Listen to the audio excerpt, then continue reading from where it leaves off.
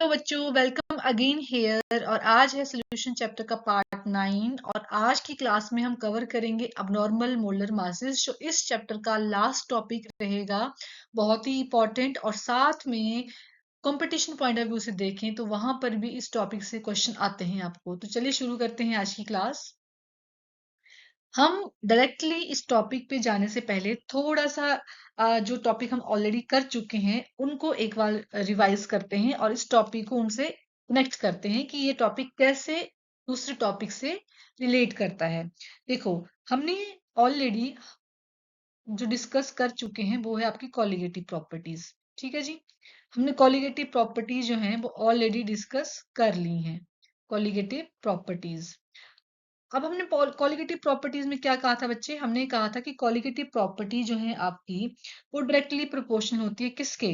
Number of moles of solute के। ठीक है, आप ये बोल लो कि क्वांटिटी के, कि कितनी क्वांटिटी है आपकी सॉल्यूट की। ठीक है, quantity of solute present in the solution उसके डायरेक्टली प्रोपोर्शनल है।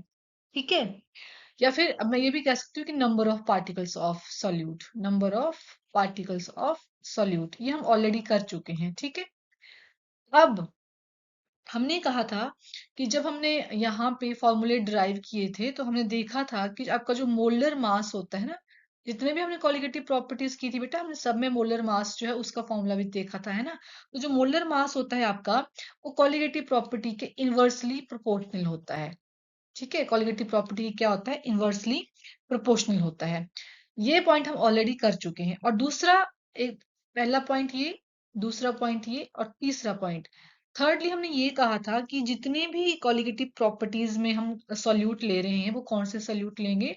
नॉन वोलेटाइल सॉल्यूट लेंगे। ठीक है, नॉन वोलेटाइल सॉल्यूट लेंगे। अब देखो, जो सॉल्यूट होते हैं होंगे तो वो नॉन वोलेटाइल। अभी तक जो हमने सॉल्यूट लिए वो कौन कौन से लिए थे? वो हमने ले लिया था यूरिया, ठीक है, या सुक्रोज ले लो, सुक्रोज, यूरिया, सुक्रोज, ग्लूकोज ले लो, शुगर बोल रहे थे हम बार बार, तो वो ग्लूकोज ले लो। ठीक है, इस तरह के हमने सॉल्यूट लिए थे। बेटा ये जो सॉल्यूट होते हैं ना, होते तो ये नॉन वोलेटाइल ही हैं, बट ये सॉल्यूट जो है वो फर्दर डिसोशिएट या एसोसिएट नहीं होते हैं। ठीक है, फर्दर डिसोशिएट या एसोसिएट नहीं होते हैं। लेकिन आपकी जो कॉलिगेटिव प्रॉपर्टीज हैं बेटा, उसमें तो ऐसे सॉल्यूट भी हो सकते हैं, ऐसे सॉल्यूट भी हो सकते हैं जिसमें डिसोसिएशन भी हो रही हो और एसोसिएशन भी हो रही हो। ठीक है, जिसमें कि डिसोसिएशन भी हो रही हो और एसोसिएशन भी हो रही हो। तो इसका मतलब क्या हुआ?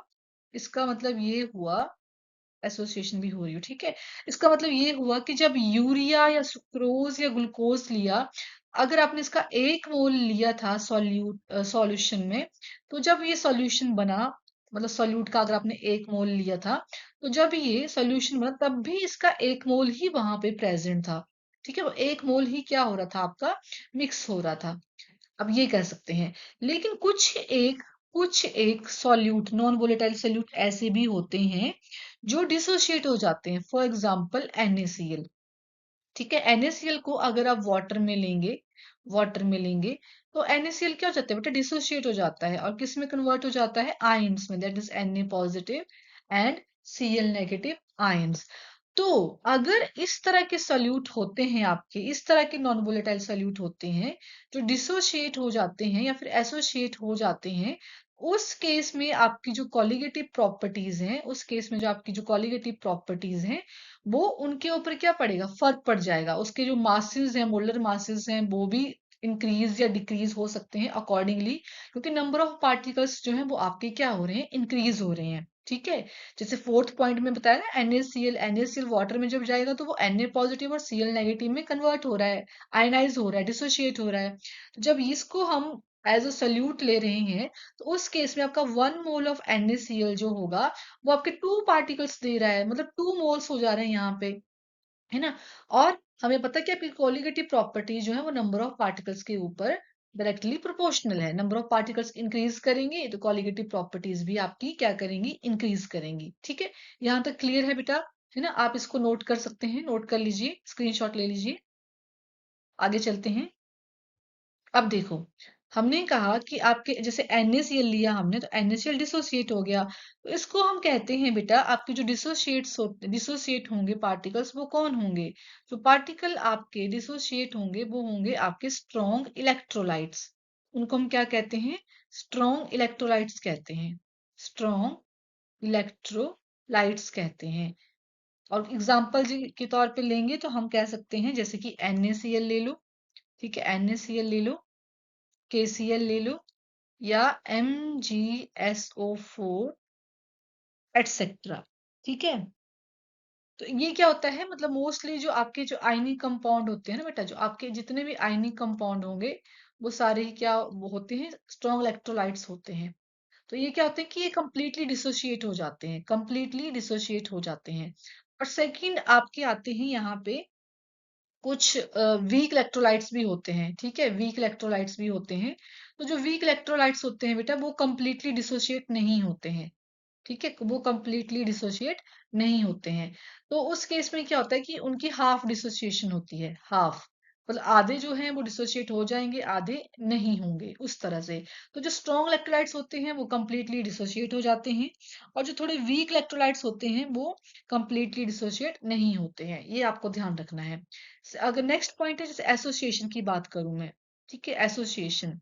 अब एसोसिएट के केस में क्या होता है कि एसोसिएशन एसोसिएट्स बोल लो या एसोसिएशन बोल लो, उस केस में क्या होता है कि आपके आते हैं, एग्जांपल ले लो जैसे कि एसिटिक एसिड, ठीक है, एसिटिक एसिड। एसिटिक एसिड जो है वो बेंजीन में जब हम लेंगे, बेंजीन में जब हम लेंगे, उस केस में क्या होता है कि वो एसोसिएट हो जाते हैं। एसोसिएट का मतलब क्या होता है? हमने क्या कहा, डिसोसिएट में आपके नंबर ऑफ पार्टिकल्स इंक्रीज हो रहे हैं। एसोसिएट में आपके जो दो पार्टिकल्स होंगे ना, मान लो दो पार्टिकल्स होंगे, वो एसोसिएट होके एक बन जाता है, मतलब दो मोल्स जो है वो वन में जा रहे हैं, ठीक है। जैसे कि यहाँ पे आपकी बुक में जो एनसीईआरटी में एग्जांपल दिया है आपको, वो एसिटिक एसिड का दिया है। क्या कहा है उन्होंने उसमें, इसको नोट कर लो, ठीक है। अब वो कह रहे हैं कि आपके पास यहाँ पे क्या है, आपके पास यहाँ पे है 2 moles of acetic acid, that is 2CH3COOH, ठीक है।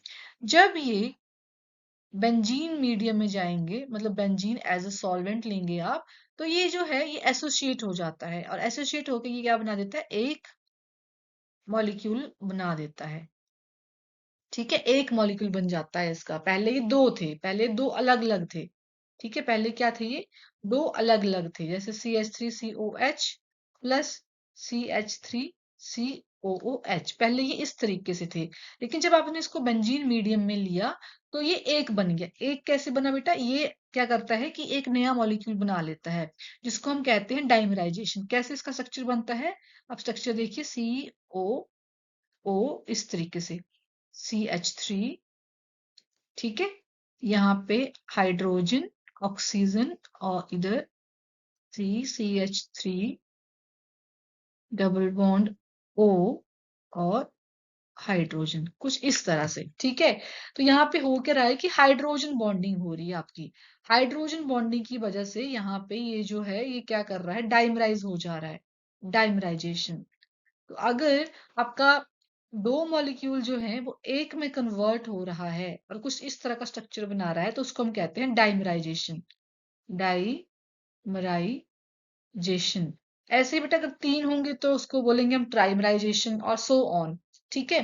तो यहाँ पे क्या हो रही है, यहाँ पे हो रही है आपकी एसोसिएशन, आपके जो मॉलिक्यूल्स हैं वो क्या हो रहे हैं, एसोसिएट हो रहे हैं, एसोसिएट हो रहे हैं, ठीक है। एसोसिएट का मतलब होता है जुड़ जाना, और डिसोसिएट का मतलब होता है टूट जाना, ठीक है। तो डिसोसिएशन के केस में क्या होता है, जो आपके स्ट्रॉन्ग इलेक्ट्रोलाइट्स होते हैं, मोस्टली आयनिक कंपाउंड्स, वो डिसोसिएट हो जाते हैं और दो डिफरेंट आयन्स में कन्वर्ट हो, डिसोसिएट हो जाते हैं। लेकिन एसोसिएशन के केस में क्या होता है कि दो डिफरेंट मॉलिक्यूल जो है वो एक में कन्वर्ट हो जाते हैं, दो से एक हो जा रहे हैं वो। तो इस केस में बेटा हो क्या रहा है, इन केसेस में क्या हो रहा है, आप इसको नोट कर सकते हैं, नोट कर लीजिए। अब इन केसेस में बेटा क्या होता है, इन केसेस में ये होता है कि आपकी जो कॉलिगेटिव प्रॉपर्टी होती है ना बेटा, हमें पता है कि वो नंबर ऑफ पार्टिकल्स के ऊपर डिपेंड करती है, ठीक है, number of particles of solute, ठीक है, ये हमें ऑलरेडी हमने ये कर लिया है। अब नंबर ऑफ पार्टिकल्स अगर आपके इंक्रीज हो रहे हैं, नंबर ऑफ पार्टिकल्स अगर आपके इंक्रीज हो रहे हैं, एक से वो दो बन जा रहे हैं, तो आपकी जो कॉलिगेटिव प्रॉपर्टीज हैं वो भी क्या हो जाएंगी बेटा, इंक्रीज हो जाएंगी। ठीक है, उनका नंबर ऑफ मोल्स इंक्रीज होंगे तो कॉलिगेटिव प्रॉपर्टीज भी इंक्रीज हो जाएंगी।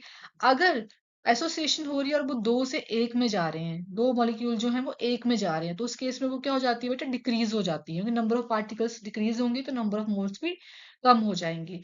तो यहाँ पे क्या हुआ कि आपके जो मासेस थे, जो मास रहेगा आपका, उसमें चेंजेस आएंगे।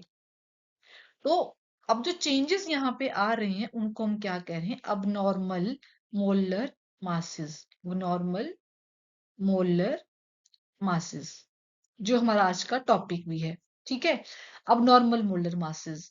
अब हमने ये देखा कि जो कॉलिगेटिव प्रॉपर्टीज हमने डिस्कस की थी, उन कॉलिगेटिव प्रॉपर्टीज में हमें मॉडिफिकेशन की जरूरत पड़ रही है, मॉडिफाई करना पड़ेगा इनको अभी हमें। ठीक है, अब मॉडिफाई करना क्यों है, क्योंकि ये सब हम ऑलरेडी डिस्कस कर चुके हैं। एसोसिएशन हो रही है, डिसोसिएशन हो रही है, नंबर ऑफ पार्टिकल्स इंक्रीज हो रहे हैं, सो दैट मासेस इंक्रीज हो रहे हैं, तो अब नॉर्मल मोलर मासेस हो रहे हैं, तो हमें क्वालिटेटिव प्रॉपर्टीज को मॉडिफाई करना पड़ा। और इसके लिए कौन आए, फिर इसके लिए आए वॉन्ट हॉफ। वॉन्ट हॉफ, ठीक है, वॉन्ट हॉफ ने यहाँ पे बताया हमें कि हम कैसे इसको मॉडिफाई कर सकते हैं। इसीलिए अब हम ओवरऑल जितना भी हमने यहाँ पे डिस्कस किया उसको हम अंडरस्टैंड करते हैं आगे, कि वॉन्ट हॉफ ने कैसे यहाँ पे मॉडिफिकेशन की, कैसे क्वालिटेटिव प्रॉपर्टीज में चेंजेस आए, वो सब हम अब डिटेल में डिस्कस करेंगे। ठीक है, आई होप कि आपको क्लैरिटी मिल रही है कि हमने क्या करना है अभी। चलिए आगे चलते हैं। अब नॉर्मल मोलर मासेस क्या होते हैं बेटा, अब नॉर्मल मोलर हम ऑलरेडी डिस्कस कर चुके हैं कि ये ऐसे जैसे आयनिक कंपाउंड्स होते हैं। आयनिक कंपाउंड जो है वो क्या हो जाते हैं, वाटर में डिसॉल्व हो जाते हैं, और वो डिसोशिएट होके आयंस, और मतलब आयंस में कन्वर्ट होके केटायन और एनायन बनाते हैं। जैसे एग्जांपल हमने डिस्कस किया, NaCl ले लो या KCl ले लो, है ना, जितने भी आयनिक कंपाउंड्स हैं वो सारे। आगे देखते हैं। अब जो आपकी जो मॉलिक्यूल्स है इथेनोइक एसिड, जिसको हमने एसिटिक एसिड कहा, हमने कहा कि वो डाइमराइज हो जाता है जब हम उसको बेंजीन में ले रहे हैं।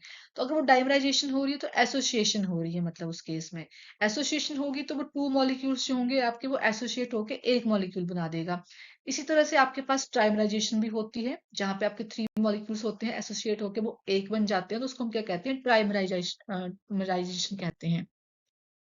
नेक्स्ट, यहाँ पे ये आपको क्या कह रहे हैं देख लेते हैं। बोल रहे हैं कि एसिटिक एसिड जब एसोसिएट हो रहा है बेंजीन में, और उसका मॉलिक्यूलर मास जो है वो फिर डबल हो जाता है, जितना ओरिजिनल होना चाहिए था उससे डबल हो जा रहा है। तो यहाँ पे मोलर मासेस में भी चेंजेस आ रहे हैं, इसीलिए हम उसको क्या कह रहे हैं, अब नॉर्मल मोलर मासेस कह रहे हैं। अब क्योंकि हम कह रहे हैं कि ये कॉलिगेटिव प्रॉपर्टी से भी रिलेट कर रहा है, तो ऑब्वियसली कॉलिगेटिव प्रॉपर्टी में आपके पास डेल्टा TF था, डेल्टा TB था, और भी प्रॉपर्टीज हैं आपकी, तो उनमें भी क्या हो रहा है बेटा, वो चेंजेस आ रहे हैं फिर। ठीक है, उनकी जो वैल्यूज है, नॉर्मल वैल्यूज थी जो क्वालिटेटिव प्रॉपर्टीज में आ रही थी आफ्टर कैलकुलेशन, वो भी चेंज हो रही हैं। ठीक है, तो अब ये कह रहे हैं कि molar mass which is either lower or higher than expected और normal value is called as abnormal molar mass. मतलब जितना आपने वहां पे मोलर मास लिया था क्वालिटेटिव प्रॉपर्टी के टाइम पे, इस केस में क्या हो जाता है कि वो चेंजेस आ जाते हैं, कम भी हो सकता है, ज्यादा भी हो सकता है नॉर्मल वैल्यू के कंपैरिजन में। तो उसको हम क्या कह रहे हैं, फिर अब नॉर्मल मोलर मासेस कह रहे हैं। आगे चलते हैं। ठीक है, अब ये कह रहे हैं कि उस केस में हमारे पास कौन आए, फिर वॉन्ट ऑफ आए। ठीक है, अगर आपके मोलर मासेस जो है वो कम या ज्यादा हो रहे हैं, आपकी नॉर्मल वैल्यूज आ रही हैं, तो वॉन्ट ऑफ ने इंट्रोड्यूस किया फिर एक फैक्टर जिसको हम आई से रिप्रेजेंट कर रहे हैं, और उसको हम कहते हैं वॉन्ट ऑफ फैक्टर। अब ये वॉन्ट ऑफ फैक्टर क्या कर रहा है, ये डिसोसिएशन और एसोसिएशन के केस में जब आपके चेंजेस आ रहे हैं मोलर मासेस में, तो उन चेंजेस के साथ ये डील करके आपकी कॉलिगेटिव प्रॉपर्टीज में चेंजेस लाके वहां पे हम उसको ठीक कर रहे हैं, मॉडिफाई कर रहे हैं, मतलब, है ना। तो वो वॉन्ट ऑफ फैक्टर है, वॉन्ट ऑफ ने इंट्रोड्यूस किया था वॉन्ट ऑफ फैक्टर, जिसको हम आई से रिप्रेजेंट करेंगे। ठीक है जी, चलिए आगे चलते हैं। अब जो आई है वो क्या क्या होता है, चलो देखते हैं अभी। अब जो आई की वैल्यू है उसको हम फॉर्मूले के अकॉर्डिंग कैलकुलेट कर सकते हैं। उस केस में आपका बेटा फॉर्मूला क्या रहेगा, फॉर्मूला चेक कर लेते हैं। फॉर्मूला, फर्स्ट फॉर्मूला, यहाँ पे तीन फॉर्मूले आपको तीनों याद रखने हैं। फर्स्ट फॉर्मूला आपका रहता है यहाँ पे, first formula, that is normal molar mass divided by abnormal molar mass। ठीक है, मोलर अब नॉर्मल का मतलब वो जो कॉलिगेटिव प्रॉपर्टी के टाइम पे आपने कैलकुलेट किया था वो, और अब नॉर्मल का मतलब है कि जब आपके पास एसोसिएशन हुई या डिसोसिएशन हुई तो उस केस में जो मोलर मास आया वो वाला। ठीक है, सेकंड रहता है आपका यहाँ पे observed colligative property divide by calculated colligative property. मतलब फॉर्मूले वो सेम ही है, एक ही बात बता रहे हैं वो सारे फॉर्मूले, बस डिफरेंट डिफरेंट वे में आपको ये बताए जा रहे हैं। जैसे यहाँ पे मोलर मास के वे में बताया, यहाँ पे कॉलिगेटिव प्रॉपर्टी के बेसिस पे बता रहे हैं, इस वाले फॉर्मूले में आपको एसोसिएशन और डिसोसिएशन के वे में बता रहे हैं, है ना। तो क्या कह रहे हैं, ऑब्जर्व्ड कॉलिगेटिव प्रॉपर्टी जितनी आपने ऑब्जर्व की थी और बाद में जो चेंजेस आया उसके अकॉर्डिंग वो वाली प्रॉपर्टी। थर्ड देखो, I is equal to total number of moles after dissociation, total number of moles before dissociation। बाद में कितने हुए और पहले कितने हुए। अब यहाँ पे कुछ फॉर्मूले हैं जो आपको नोट करने हैं, बहुत ही इंपॉर्टेंट फॉर्मूले, नोट करिए जल्दी से। देखो, अगर डिसोसिएशन हो रही है, ठीक है, लिखते चलिए आप भी साथ साथ में, डिसोसिएशन हो रही है, डिसोसिएशन, उस केस में आपकी जो आई की वैल्यू होगी ना बेटा, आई की वैल्यू वो ग्रेटर देन 1 आएगी डिसोसिएशन के केस में। ठीक है, नोट करो नंबर 1। नंबर 2, अगर एसोसिएशन होगी तो फिर क्या होगा, एसोसिएशन होगी, उस केस में जो आई की वैल्यू रहेगी वो आपकी लेस देन 1 रहेगी। ठीक है, और अगर कोई भी चेंजेस नहीं आ रहे हैं, ना डिसोसिएशन हो रही है और ना एसोसिएशन हो रही है, तो फिर क्या होगा, नो डिसोसिएशन, कोई डिसोसिएशन नहीं हो रही है, या एसोसिएशन। ठीक है, मैं हाफ लिख रही हूँ, आप इसको पूरा लिखेंगे, एसोसिएशन। उस केस में जो आई की वैल्यू होगी वो इक्वल टू 1 रहेगी। वेरी वेरी इंपॉर्टेंट, नोट करिए। डिसोसिएशन के केस में आई की वैल्यू जो है वो ग्रेटर देन 1, एसोसिएशन के केस में आई की वैल्यू जो है वो लेस देन 1, और अगर कोई भी डिसोसिएशन और एसोसिएशन नहीं हो रही है तो आई की वैल्यू आपकी क्या होगी, इक्वल टू 1 रहेगी। ठीक है, अब यहां से आप ऐसे ऐसे अंदाजा लगा लो, डिसोसिएशन का मतलब है कि आपका जो एक मॉलिक्यूल था वो दो में जा रहा है, दो आयंस में कन्वर्ट हो रहा है, पॉजिटिव और नेगेटिव आयन में। ऑब्वियसली जो आई की वैल्यू थी वो इतनी यहाँ पे पहले 1 थी, अब उससे तो वो ज्यादा ही आने वाली है। ठीक है, उससे ज्यादा ही आएगी, और इस केस में भी वो सेम रहेगा, पहले वो कितने थे, 2 थे, अब वो 1 हो रहे हैं। मतलब 2 के लिए कैलकुलेट कर रहे थे, अब 1 के लिए कर रहे हैं, ऐसे इसके केस में, एसोसिएशन के केस में, है ना। तो यहाँ पे ऑब्वियसली आई की वैल्यू जो है वो लेस देन हो जाएगी। ठीक है, और लास्ट में अगर कुछ भी नहीं हो रहा है तो आई की वैल्यू इक्वल टू 1। नोट करिए, बहुत ही इंपॉर्टेंट फॉर्मूले हैं, और ये जो मैंने आपको साइड में बताया ये भी बहुत ही ज्यादा इंपॉर्टेंट रहेगा आपका। चलिए आगे चलते हैं। अब देखो, अब ये कह रहे हैं कि आपके पास अगर एसोसिएशन हो रही है या डिसोसिएशन हो रही है तो हम आई की वैल्यू जो है वो कैसे कैलकुलेट करेंगे। ठीक है, अब उसको अंडरस्टैंड कर लेते हैं। आपको बेटा ये सिर्फ समझना है, आपके एनसीईआरटी में ये नहीं दिया गया है आपको, बट एनसीईआरटी में क्वेश्चन जरूर दिए हैं आपको इसके रिगार्डिंग। तो उसके लिए हमें यहाँ पे थोड़े से अंडरस्टैंडिंग चाहिए कि ये फॉर्मूले, ऐसे तो आपको फॉर्मूले ही याद रखने होते हैं क्योंकि डायरेक्टली फॉर्मूला में से क्वेश्चन आता है, ये जस्ट आपकी अंडरस्टैंडिंग के लिए आपको बताया जा रहा है। ठीक है, देखो, अगर आपकी डिसोसिएशन हो रही है तो उस केस में आपके आयंस बन रहे हैं। ठीक है, अब उसके लिए हम देखते हैं कि क्या यहाँ पे किस तरह से फॉर्मूला बनता है। अब देखो, अगर आपकी कंप्लीट डिसोसिएशन हो रही है तब तो 100% वो डिसोसिएट हो जा रहा है ना, 100% डिसोसिएशन हो रही है। लेकिन अगर आपके पास 100% डिसोसिएशन नहीं हो रही है और वो वीक इलेक्ट्रोलाइट है और वहां पे 100 में से मान लो कि सिर्फ 50% ही डिसोसिएट हो रहा है, एग्जाम्पल के लिए 50% ही डिसोसिएट हो रहा है, उस केस में हम उसको कहते हैं अल्फा। अल्फा क्या करता है, अल्फा आपकी डिग्री ऑफ आयनाइजेशन होती है कि कितना आपका पर्टिकुलर मॉलिक्यूल जो है वो आयंस में कन्वर्ट हुआ, क्या वो 100% कन्वर्ट हो रहा है या फिर सिर्फ 50% कन्वर्ट हो रहा है। ठीक है, तो हम उसको अल्फा से मेजर कर सकते हैं। अल्फा क्या है बेटा, आपका अल्फा जो है वो डिग्री ऑफ आयनाइजेशन है। ठीक है, चलिए अब देखो, ये क्या कह रही हैं कि हम एन एक रेफरेंस के तौर पे आप ये लेके रखा है कि कोई एन जो है कोई मॉलिक्यूल है। अब एन जो है वो कोई मॉलिक्यूल है वो डिसोशिएट हो रहा है। अब वो कंप्लीट डिसोसिएशन नहीं हो रहा है। जब भी आपके पास ये इक्विलिब्रियम का साइन आता है ना, इसका मतलब ये है कि वो कंप्लीट डिसोसिएशन तो नहीं है, वो हाफ डिसोसिएशन है। हाफ का मतलब होता है कि वो हाफ ही आयंस बन रहे हैं, 50% ही आयंस में कन्वर्ट हो रहा है, ठीक है। तो उस केस में आपने क्या करना है, इक्विलिब्रियम का साइन वहां पे लगाना है। अब जो एन है बेटा आपका, वो कोई मॉलिक्यूल है। अब जब वो डिसोशिएट हुआ तो वो एन ए में Na बने, मतलब उसके आफ्टर डिसोसिएशन। तो अब देखते हैं ये क्या कह रहे हैं। इनिशियली का मतलब है जब वो डिसोशिएट नहीं हुआ था।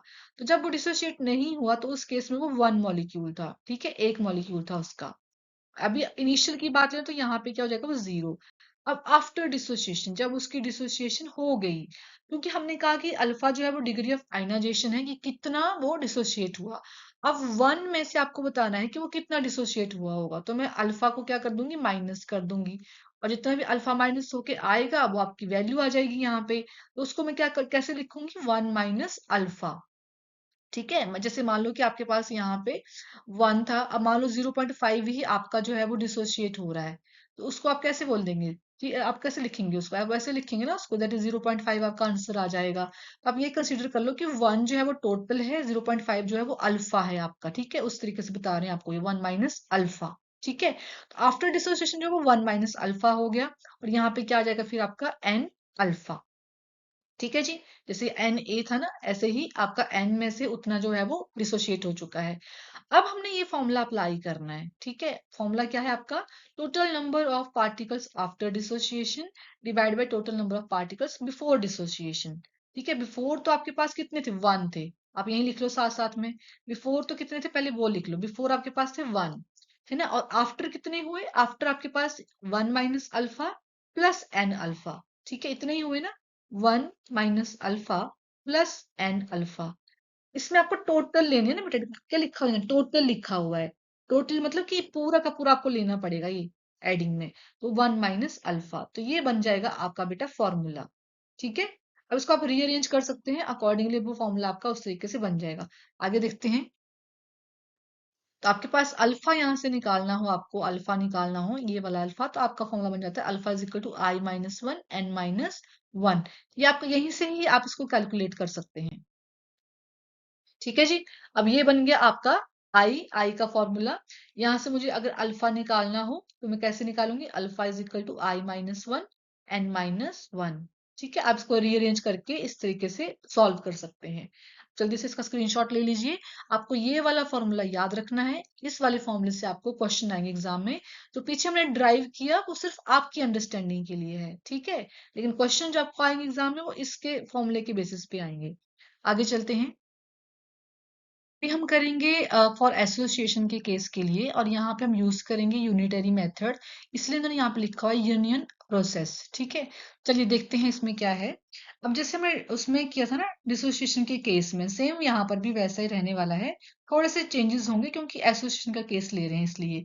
अब देखो, यहाँ पे आपके पास एन मोल्स लेंगे हम, तो वो एन मोल्स जो है वो एसोसिएट होके वन मॉलिक्यूल बना रहा है आपका, ठीक है।